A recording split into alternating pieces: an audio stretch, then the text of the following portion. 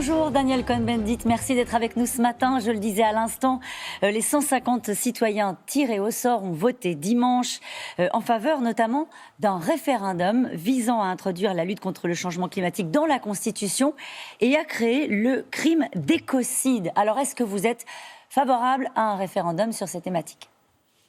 Oui, bonjour Caroline. Oui, absolument. Je trouve que c'est une bonne idée, c'est-à-dire de sensibiliser la société française et de lui dire oui, il faut introduire dans la Constitution la protection de l'environnement comme un but ultime, comme les autres paragraphes de la Constitution de la politique de l'État français. Et l'écocide, oui, c'est-à-dire que toute agression contre l'environnement doit être maintenant punie, c'est-à-dire il doit y avoir un paragraphe qui explique que l'écocide est un crime qui doit être donc jugé par la justice. On prend toujours un risque politique avec un référendum, même sur les questions climatiques.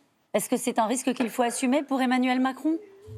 Écoutez, la question est posée par la Convention. Ouais. Donc, vous dites oui ou non à la Convention citoyenne. Ce n'est pas Emmanuel Macron qui pose la question en référendum, c'est la Convention citoyenne. C'est-à-dire que les 150 citoyens qui proposent cela seront ceux qui, entre autres, défendront cette proposition face aux autres citoyens. Et les partis politiques comme les écologistes, comme tous ceux qui ont proposé d'ailleurs plusieurs fois cette introduction dans la Constitution, devront aussi défendre cette proposition. Donc je crois que le risque, ce n'est pas oui ou non à Macron, c'est oui ou non à la proposition de la Convention citoyenne.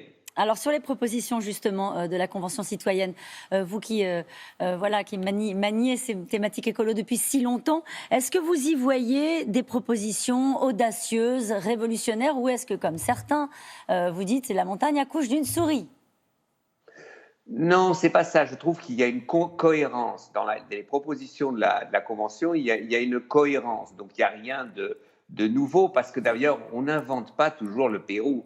Donc, ce qu'a fait la Convention, si vous voulez, c'est la mise en cohérence tout ce qui peut amener à la réduction des effets de serre de 40%. C'était la question posée. Donc, par exemple, il y a la proposition qui est la plus, difficile, c'est de passer à 110 km/h sur les autoroutes, et ce qui réduirait de 20% la production de CO2 et réduirait aussi le nombre de morts. Mais je sais que c'est en France quelque chose de difficile. Et alors là, je crois que là encore, c'est les citoyens devront, et les partis politiques devront débattre.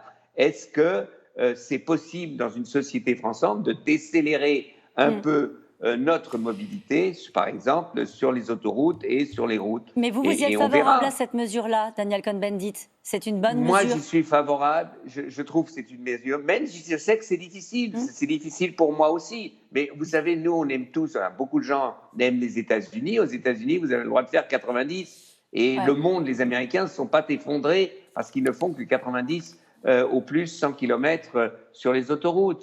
C'est une habitude à prendre, ça va être difficile, mais je crois que ça va dans la bonne direction. Alors, taxe sur l'alimentation ultra transformée, une taxation plus forte des engrais azotés, une taxe sur les dividendes des sociétés pour financer la transformation de l'outil productif.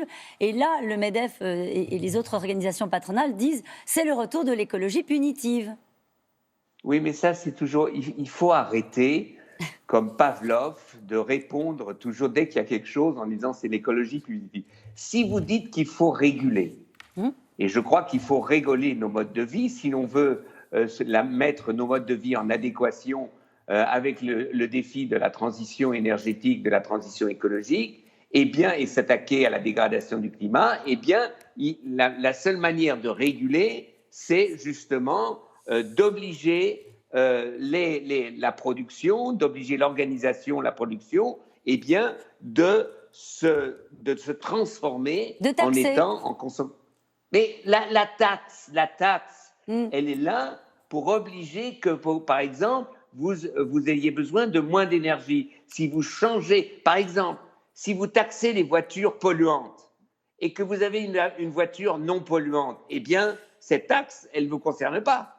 Ouais. Donc ça veut dire simplement qu'il faut changer de voiture. Et si l'industrie automobile se modernise, et cet axe c'est une possibilité de modernisation, eh bien vous n'aurez pas à payer cette taxe. Il faut arrêter, ce n'est pas une écologie punitive, c'est une écologie transformatrice. On parle des Sinon, ça ne marche pas. Un mot des municipales, Daniel Cohn-Bendit, si vous le voulez bien, sans rentrer dans le détail des villes. Les municipales, donc c'est dans une semaine, La République En Marche a noué des accords dans de nombreuses villes et se retrouve en frontale contre les écologistes. Est-ce que vous pensez que le parti du président, que La République En Marche se trompe de stratégie ? Absolument, il se trompe complètement de stratégie et surtout de l'argument.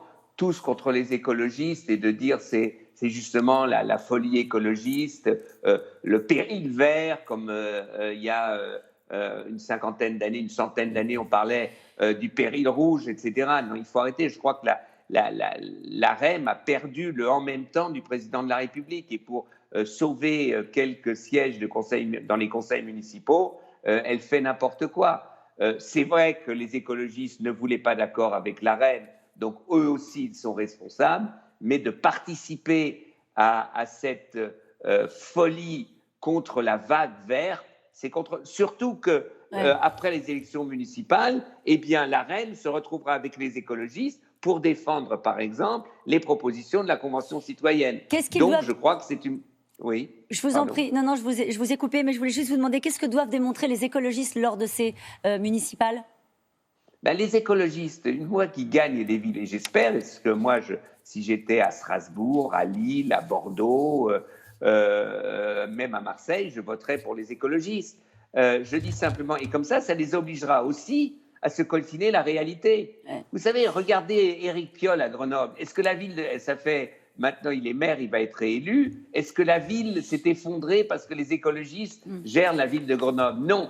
Est-ce que la ville de Grenoble, c'est devenu le paradis par rapport aux autres villes ? Non. Ça veut dire que pour les écologistes aussi, de gagner des villes, de gérer des villes, c'est le choc de la réalité. Ça les oblige à arrêter d'être dans l'idéologie, mais ça les oblige à devenir pragmatiques et donc de faire des compromis et d'organiser la gestion de la ville avec les contradictions de la société.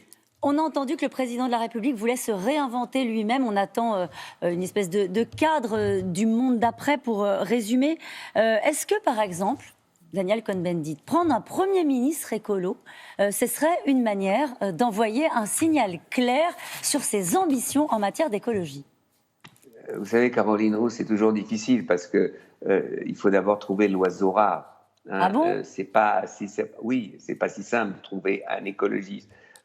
Ce qui est sûr, c'est que le président de la République doit redéfinir son programme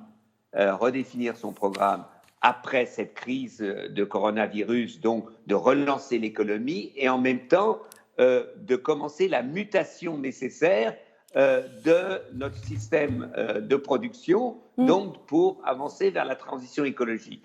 Et je crois qu'avec ce programme, il lui faut un gouvernement.